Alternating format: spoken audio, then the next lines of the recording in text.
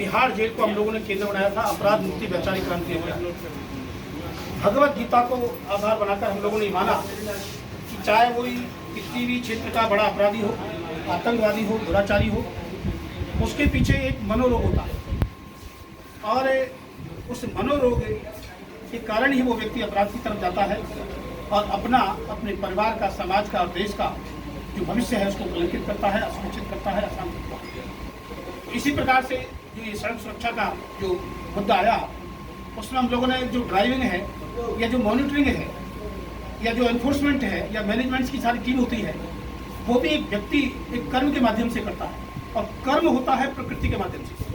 भगवत गीता ने प्रकृति को 3 भागों में डिवाइड किया है, सत्वगुण, रजोगुण और तमोगुण। तमोगुण की जो स्थिति है वो अज्ञानता के कारण है, छोटे छोटे लक्ष्यों को प्राप्त करने के लिए एक जल्दबाजी है और उसका जो परिणाम है बहुत घातक होता है।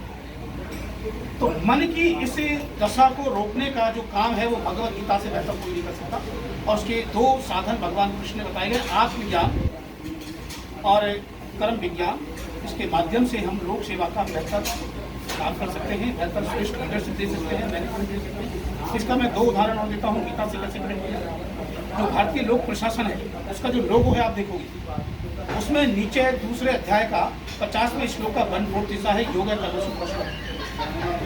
अर्थात सरदार वल्लभ भाई पटेल ने जब IAS का निर्माण किया होगा, भगवत गीता के स्कूल के 50 श्लोक के 1/4 को प्रशासनिक कुशलता का आधार बनाया, योग कर्मसु कौशलम। इसका अर्थ हुआ सरदार पटेल, वल्लभ भाई पटेल गीता के बहुत बड़े धर्मज्ञ थे और लोक प्रशासन के लिए उन्होंने गीता के इस श्लोक के इस 4थे भाग को। इसी प्रकार से जो LIC है, जन सुरक्षा सौभाग्य विभाग करते हैं, LIC का फाउंडर प्रेसिडेंट भी भगवत गीता का भक्त रहा होगा और उसने 9वें अध्याय के 22वें श्लोक के अंतिम 4था हिस्सा योग क्षमम बहम्यम को अपने बिजनेस का आधार किया। और आज LIC योग क्षमम बहम्यम की गारंटी का प्रतीक बन गई, क्योंकि मेरे बिजनेस को मान्यता कौन देगा, विश्वास कौन करेगा, तो गीता से वो विश्वसनीयता प्राप्त करने का उसने टेक्निक निकाला और वह सफल हो गया। तमाम दुर्घटनाओं को गीता रोकेगा, बिल्कुल रोकेगा। हर दुष्कर्म को रोकने का आधार भगवत गीता है और ये 8 राज्यों की 45 जेलों में क्रिमिनल्स के ऊपर इसका शोध किया जा चुका है।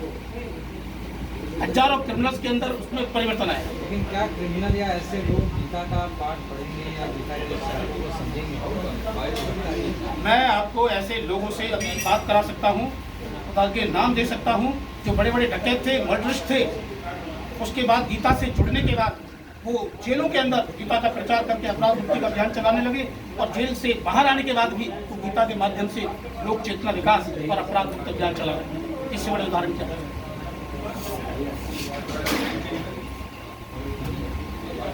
जेल में आदमी के पास